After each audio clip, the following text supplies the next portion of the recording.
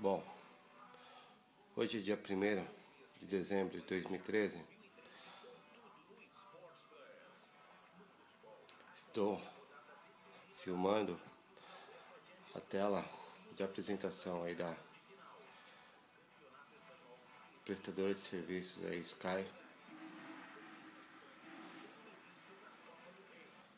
Vou tentar acessar algum outro canal e consta, como vocês podem ver aqui, código 4, pagamento atrasado.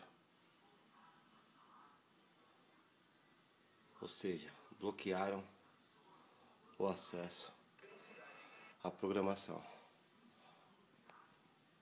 Domingo, 11h17, 1/12.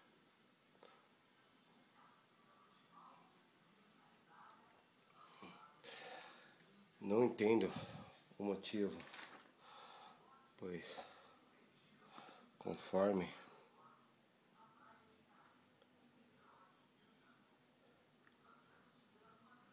data do vencimento 15/11, valor 225,50,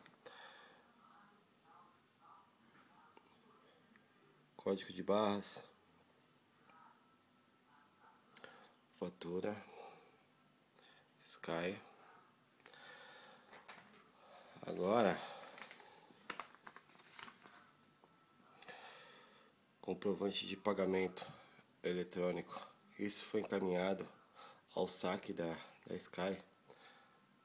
Tá?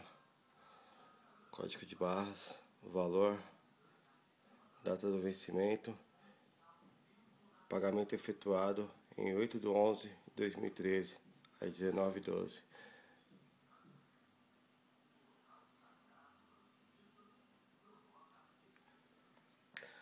Vou mostrar para vocês também o extrato retirado na data dia 29/11, às 10h10, no período de 8/11. Débito em conta de 225,50. Não entendo o porquê do cancelamento do sinal. Gostaria de uma explicação, Sky.